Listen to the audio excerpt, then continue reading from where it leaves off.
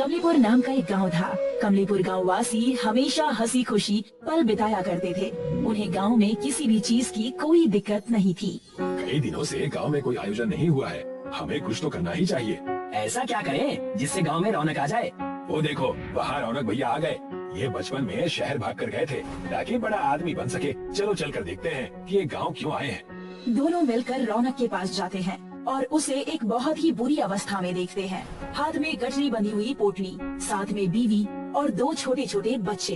वो दोनों आश्चर्य से रौनक से पूछते हैं, तुम तो वही रौनक हो ना जो बचपन में गंगा से भाग गया रहा? हाँ बड़े भाई, मैं वही हूँ जो बचपन में भाग गया था। हम जब छोटे थे तब हमारी माँ हमें तुम्हारे नाम के ताने सुनाया करती थी कि तुम पढ़ाई और खेल कूद दोनों में अच्छे हो, लेकिन आज ये दशा तुम्हारी कैसे हो गई? ये ठीक समय नहीं है भाई इन सब बातों का। मेरी बीवी और बच्चे कई दिनों से भूखे हैं। हम 400 किलोमीटर शहर से पैदल चलकर आ रहे हैं। हो सके तो तुम 2 वक्त का अनाज ही दे दो, मैं तुम्हें लौटा दूंगा। तुम अपने पुराने घर जाओ, और रही बात खाने और अनाज की तो उसकी चिंता मत करो। सरपंच साहब से कहकर मैं तुम्हारे घर खाना भिजवा दूंगा। बड़ी मेहरबानी होगी बड़े भाई। रौनक उनसे बातें करके अपने पुराने घर, जो कि पूरी तरह से कबाड़ हो चुका है, वहाँ चला जाता है। अजी, आपने उन्हें बताया क्यों नहीं कि हम शहर से भागकर क्यों आए हैं? और हमारी मदद कब तक करेंगे ये गांव वाले? हमें कुछ न कुछ तो करना ही होगा ना। मैं उनसे क्या कहता? ये कहता कि शहर में कर्ज ज्यादा हो जाने के कारण हम वहाँ से भाग कर आए हैं। जो हमें 2 वक्त का अनाज मिला है वो भी नहीं मिलता। सही कहा आपने। बेहतर यही है कि आप किसी से कुछ न कहें। अगले दिन रौनक गांव के सरपंच से मिलता है और उन्हें सारी समस्या बताता है। तुम अब शहर जाने की चिंता ना करो, बल्कि यहाँ आ गए हो, यही अपना व्यापार शुरू करो। देखो गांव के लोग कितने खुश हैं। ताजी हवा, ताजी सब्जियां खाकर यही गुजारा करना। अपनी बीवी और बच्चों को और कष्ट मत दो। ठीक कहा सरपंच जी आपने, मैं बिल्कुल ऐसा ही करूंगा। शहर में भी मैं पानी पूरी बनाकर बेचा करता था। पानी पूरी? ये क्या होता है? ये तो मैंने पहली बार सुना है। मैं गोलगप्पों की बात कर रहा हूँ। मेरी पत्नी रेणुका गोलगप्पे बनाया करती थी और मैं शहर की गलियों में रिक्शा चलाया करता था। अब रिक्शा की क्या जरूरत? तुम एक काम करना, यही गोलगप्पे बनाकर बेचने लगना। इससे तुम्हारी थोड़ी बहुत आमदनी भी हो जाएगी और गांव वालों को गोलगप्पे का स्वाद भी पता चल जाएगा।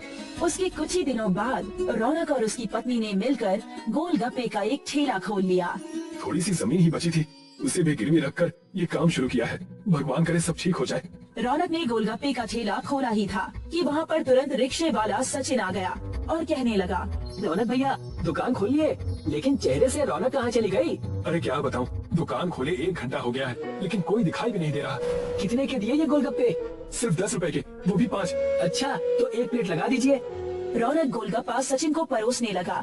2 गोलगप्पे खाने के बाद ही सचिन ने कहा, ये तो अमृत समान है। पागल है ये लोग जो गोलगप्पा तुम्हारे यहाँ नहीं खा रहे। मैं रिक्शे से घूम घूम कर सबको ये बात बता दूंगा।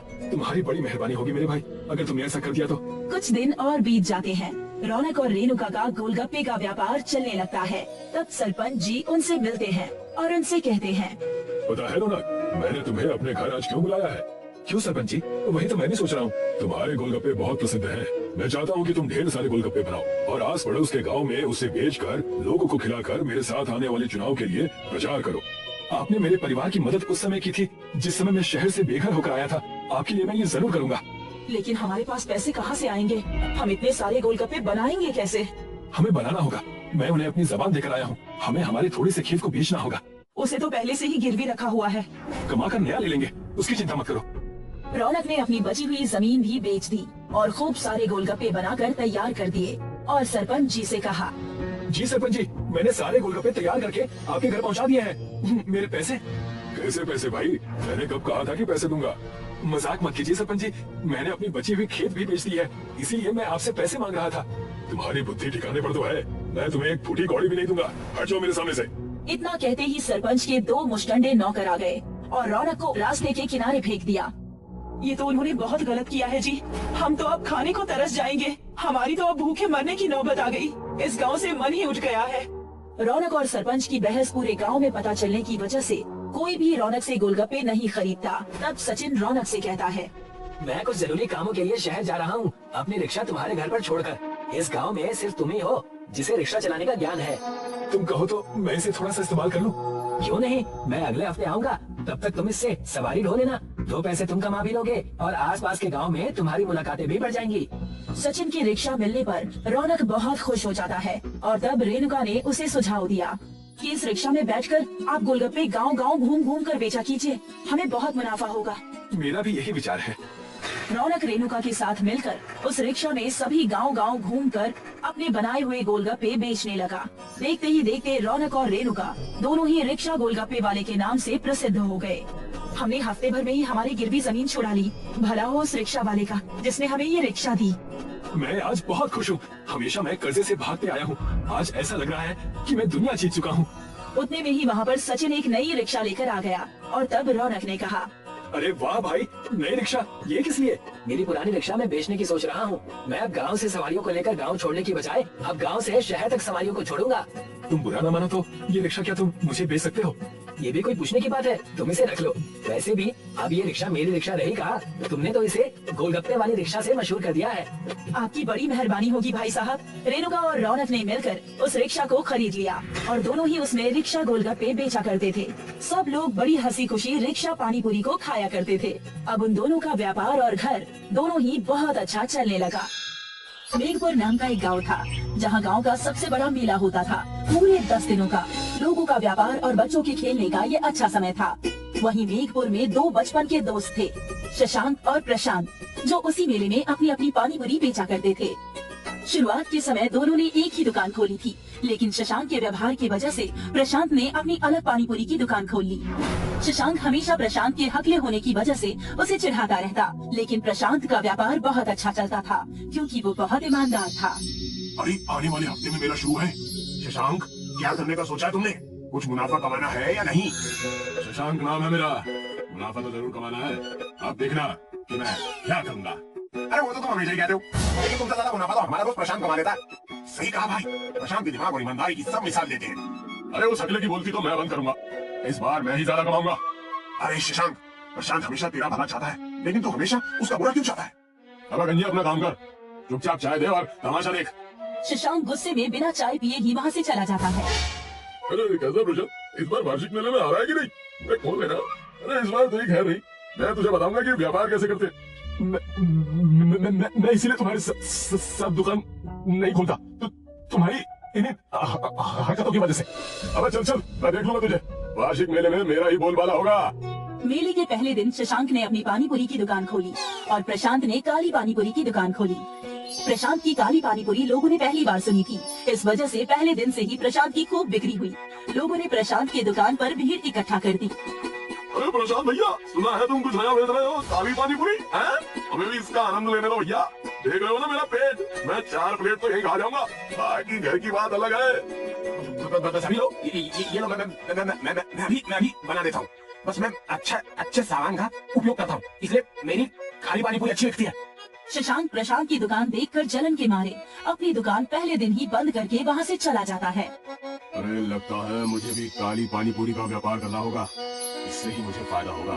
क्या हो गया बेटा, अकेले क्या फुसफुसा रहे हो? क्या बात हो गई? शशांक अपनी माँ से सारी बात बताता है। अगर ऐसी बात है तो तुम कल से काली पानीपुरी बेचो और ईमानदार होकर बेचो। दूसरों के व्यापार पर ध्यान मत दो, तुम्हारा व्यापार भी अच्छा होगा। अगले दिन मेले में शशांक प्रशांत की दुकान के ठीक सामने अपनी काली पानीपुरी की दुकान खोल देता है, लेकिन प्रशांत के ईमानदार और सीधे होने की वजह से गांव वाले और मेले में आए हुए सारे लोग उसी के यहाँ काली पानीपुरी खाने के लिए आया करते थे। और शशांक ये सब देखकर मायूस खड़ा था। तब उसके दुकान पर एक औरत आई। अरे भाई, मुझे 10 प्लेट काली पानीपुरी पार्सल कर दो, घर वालों के लिए लेकर जाना है। और ये लो 2000 रुपए का नोट, जल्दी करो। उस औरत और पैसों को देखकर शशांक के मन में लालच आ जाता है और उसकी आंखें चमक उठती हैं। अरे बस अभी लीजिए, मैं तब तक आपका पार्सल तैयार कर रहा हूँ, आप बस बैठ जाइए। हाँ हाँ जल्दी करो, मुझे घर भी जाना है। शशांक उसे पानीपुरी पार्सल करके दे देता है। अरे मेरे पास छुट्टी नहीं है, आप एक काम कीजिए, मेला खत्म हो जाए तो मेरे पास आइए, मैं आपको तब पैसे दे दूंगा। ठीक है, लेकिन दे जरूर देना। चलो अच्छा है, कम से कम शशांक की दुकान में ग्राहक आना तो शुरू हुए। फिर भी प्रशांत की दुकान पर बहुत भीड़ होती है। शशांक इस बात से चिढ़न के मारे प्रशांत की पानीपुरी में मिलावट करने का फैसला कर लेता है। प्रशांत के पानीपुरी में शशांक चूहे मारने वाली दवा मिलाने की सोचता है। अरे बस ये प्रशांत का बच्चा अपनी दुकान छोड़कर कहीं जाए, मैं इसे सबक सिखाऊंगा, मजा आएगा। मेरे पैसे तो दे दो, तुमने छुट्टे करवाए या नहीं? कौन से पैसे? मैं नहीं जानता कि तुम कौन हो। अरे मैं आज सुबह ही तुम्हारी दुकान से पानीपुरी लेकर गई थी ना, और तुम्हें 2000 का नोट दिया था। मैं फिर भी नहीं जानता, तुम जाओ और मेरा समय बर्बाद न करो, जाओ। शशांक की नजर प्रशांत की दुकान पर पड़ती है। वो अपनी दुकान खुली रखकर कहीं जा रहा होता है। भाई साहब, मेरी दुकान का ध्यान रखिएगा, मैं वॉशिंग वो कराता हूँ। जी प्रशांत भाई, कोई दिक्कत नहीं है, मैं देख लूंगा, आप फ्रेश होकर आइए, बिल्कुल बिंदास जाइए। प्रशांत की दुकान से जाते ही शशांक मौका देखकर प्रशांत की दुकान की पानी पूरी में चूहे मारने वाली दवा मिला रहा होता है कि तभी खिलौने दुकान वाला उसे टोक देता है। अरे किस तरह भाग गए? रुक जाओ, प्रशांत भाई की दुकान पर नहीं है, थोड़ी देर बाद आना। तो खिलौने वाले अपना काम कर, वरना तेरे बच्चों का खेलना मुश्किल हो जाएगा। शशांक ने प्रशांत की दुकान की पानी पूरी में चूहे मारने वाली दवा मिला दी और वहाँ से चला गया। खिलौने बेचने वाला दुकानदार दूर से ही ये सब कुछ देख रहा था, लेकिन अपनी ग्राहकी होने की वजह से वो ज्यादा ध्यान नहीं दे सका। थोड़ी देर बाद ही प्रशांत की दुकान पर एक आदमी अपने बच्चे के साथ आता है। मुझे भी पानी पूरी खाना है। अभी लीजिए। जैसे ही उस बच्चे ने प्रशांत का पानी पूरी खाया, वो बच्चा थोड़ी देर में चक्कर खाकर गिर गया। समय रहते ही प्रशांत सब कुछ छोड़कर उस बच्चे को हॉस्पिटल लेकर चला गया और उसकी जान बचा ली। लेकिन पूरे गांव में ये हल्ला हो गया कि प्रशांत की पानी पूरी खाकर एक बच्चा हॉस्पिटल चला गया। इसीलिए गांव वालों ने प्रशांत की पानी पूरी न खाने का फैसला किया। जल्दी समय पर आकर आपने इनकी जान बचा ली, अब मजा आएगा। ये प्रशांत का बच्चा बड़ा होनहार बनता है ना, देखना अब गांव से निकाला जाएगा। अरे प्रशांत के जहर गिराने के कारण ही बच्चा हॉस्पिटल गया। अब सब लोग बताओ क्या फैसला करना है? अरे फैसला क्या, इस गांव से बाहर निकालो, वरना पूरे गांव को मार देगा ये। मैं सब क्यों करूंगा? प्रशांत को रोता हुआ देखकर वहाँ पर उस खिलौने वाले दुकानदार ने आकर बोला, अरे सजा प्रशांत को नहीं, शशांक को होनी चाहिए। इन्होंने प्रशांत के ना होने पर दुकान में जाकर पानी पूरी में मिलावट की है। ए, तुम मुझ पर झूठा इल्जाम लगा रहे हो। मुझे पता है तुम उसकी तरफदारी क्यों कर रहे हो, दुकान वाले होने के नाते ना। सारी सभा देखकर शशांक की दुकान में आई औरत जिसने अपने पैसे गवाए थे, उसने आकर कहा, अगर ये खिलौने की दुकान वाले गलत कह रहे हैं तो मैं गवाही दूंगी। ये सारा काम शशांक का किया हुआ है, इसने ही किया है ये सब, और मेरे भी पैसे लूट लिए। और प्रशांत की दुकान की पानी पूरी में इसी ने चूहों वाली दवाई मिलाई है। मुझे माफ करना, यह गलती मुझसे ही हो गई। प्रशांत से जलन के कारण मैंने ये फैसला लिया, मुझे माफ कर देना। तो तय रहा, पूरे गांव ने फैसला लिया है कि तुम्हें गांव से निकाला जाए। मेला तो दूर, अगर तुम गांव की किसी बारात में भी दिख गए ना तो तुम पर कार्रवाई की जाएगी। इतना कहकर सरपंच ने शशांक को गांव से निकाल दिया और प्रशांत ने अपनी पानी पूरी की दुकान फिर से खोल दी और उसकी बहुत अच्छी बिक्री होने लगी। माखन की एक पाव भाजी की गाड़ी थी, जहां गांव के सभी लोग पाव भाजी खाने आया करते थे। माखन भैया, एक मस्त मक्खन पाव भाजी बना दो। अभी लो भैया। वाह वाह भैया, आपके हाथों में तो जादू है। इतनी स्वादिष्ट पाव भाजी कैसे बना लेते हैं? बस ऊपर वाले की कृपा है। माखन के ग्राहकों को उसकी पाव भाजी बहुत पसंद थी। इस पाव भाजी को बनाने के लिए माखन रोज सवेरे उठकर सब्जी मंडी पहुंच जाया करता था और सबसे अच्छी सब्जियां खरीदता था। फिर वो दूध की डेयरी जाकर मक्खन खरीदता था। इन अच्छी चीजों से बनी हुई पाव भाजी बहुत ही स्वादिष्ट और पौष्टिक थी। माखन अपनी पाव भाजी 30 रुपए में बेचता था और ग्राहक भी इसे बड़े चाव से खाते थे। लेकिन फिर माखन की गाड़ी के बगल में एक वड़ा पाव की गाड़ी खुली। माखन भैया, आपकी पाव भाजी तो बहुत स्वादिष्ट है। ऊपर वाले की कृपा है। अक्सर माखन और गिरधर बातें करते थे। एक दिन की बात है। भैया, आपको उस रात के बाजार के बारे में पता चला क्या, जहां सब्जियां बहुत ही सस्ती मिलती हैं? रात का बाजार? जो सब्जियां दिन भर बच जाती हैं, उसे रात में सस्ते में बेचते हैं। लेकिन वो तो इतनी अच्छी नहीं होंगी ना। अच्छी बुरी से हमें क्या करना है, इससे हमारा मुनाफा ही होगा और ग्राहकों को स्वाद का फर्क भी नहीं समझ आएगा। वो तो ठीक है, चलिए आज रात को चलते हैं। गिरधर और माखन रात को सब्जियों के बाजार में पहुंचे। वहां माखन ने आधे दामों पर सब्जियां खरीदी। ये सब तो आधे दामों पर मिली। देखा, मैं ना कहता था कि हमारा मुनाफा होगा। अगले दिन माखन ने इन सब्जियों से पाव भाजी बनाई। वाह भैया, बहुत बढ़िया। माखन खुश था कि उसके ग्राहकों को कुछ फर्क समझ में नहीं आ रहा था। माखन ने ज्यादा मुनाफे के लालच में वही सब्जियां खरीदी और पाव भाजी बेचता रहा। लेकिन उसकी ये खुशी बहुत छोटी थी। एक दिन एक औरत रोते हुए माखन की दुकान पर आई। तुम्हारी वजह से मेरे पति अस्पताल में है। मैंने क्या किया? क्या किया? वो तुम्हारे ठेले से रोज पाव भाजी खाते थे। तो उन्हें फूड पॉइजनिंग हुई और डॉक्टर बोल रहे हैं कि पाव भाजी की वजह से हुआ है। नहीं, ऐसा नहीं है। ये सुनते ही उसके ग्राहकों ने पाव भाजी की थाली नीचे रख दी। अरे मेरी बात सुनो, ऐसा कुछ नहीं है। माखन बहुत बोलता रहा पर किसी ग्राहक ने उसकी एक न मानी। सब चले गए। उसके बाद गांव का कोई भी व्यक्ति माखन की पाव भाजी नहीं खाता था।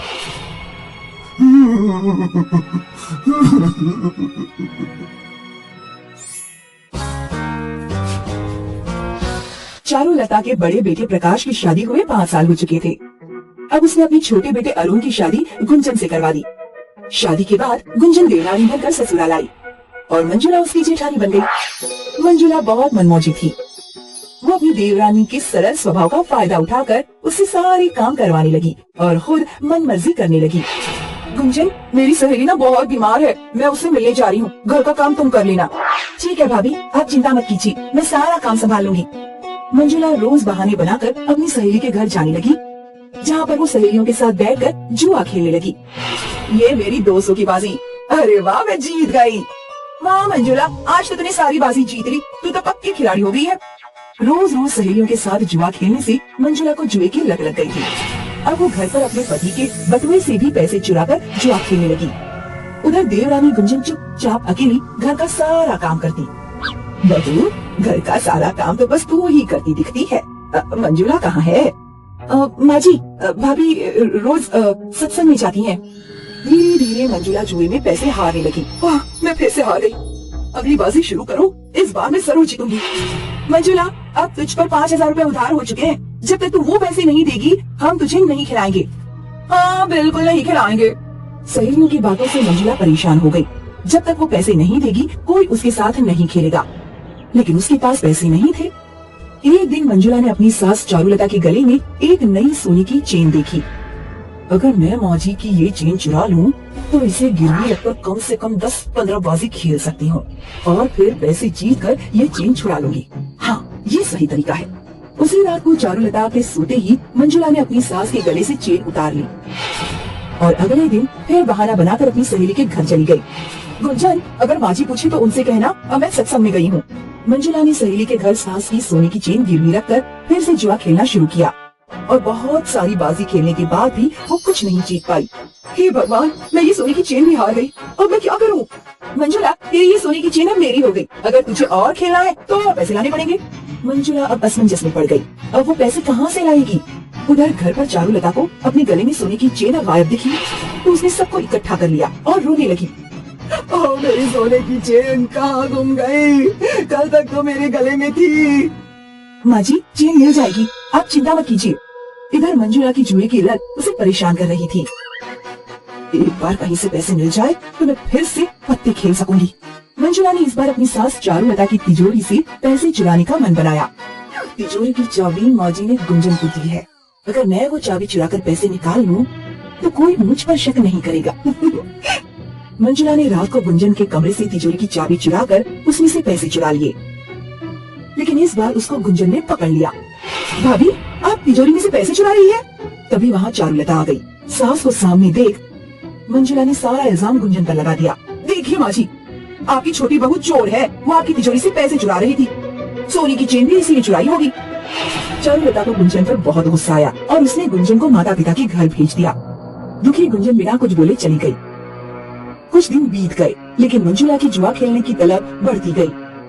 गुंजन चली गई, अब मैं सहेली के घर कैसे जा पाऊंगी? अपनी लत के वश होकर मंजुला ने अपनी सास की चाय में नींद की दवा मिला दी। चाय पीते ही उसकी सास सो गई। फिर मंजुला चुपके से उसकी सोने के कंगन लेकर सहेली के घर चली गई। अरे वाह मंजुला, इस बार कंगन लाई है, मान गए। मंजुला ने फिर से खेलना शुरू किया। उसने पहली बाजी में जैसे ही कंगन दांव पर लगाए, उसकी सास और देवरानी गुंजन वहाँ आ गए। माँ जी, गुंजन, आप दोनों? चारुलता ने मंजुला को रंगे हाथों पकड़ लिया और उसकी जुए की लत को सबके सामने उजागर कर दिया। मंजुला बहू, मुझे तुम पर बहुत दिनों से शक था, लेकिन जब तुमने छोटी बहू पर इल्जाम लगाया तो मेरा शक यकीन में बदल गया। भाभी, आपने सत्संग के नाम पर झूठ बोला और घर में चोरी करके इस सबका दिल दुखाया है। तुम्हारे जुए की लत और जीतने के जुनून की वजह से तुम मेरे कंगन और चेन दोनों गवा चुकी हो। वो तुम्हारे हिस्से के गहने थे। अब मेरे बाकी गहनों पे सिर्फ छोटी बहू का हक है। मुझे माफ कर दीजिए माँ जी, आज के बाद मैं ऐसा कभी नहीं करूंगी। हर जुआरी को लगता है कि वो बहुत सारा पैसा जीतेगा, लेकिन अगर एक बार जुए की लत लग जाती है तो बर्बाद कर देती है। किसी भी चीज की लत या उसका नशा इंसान को तबाह ही करता है, इसलिए इससे दूर ही रहना चाहिए।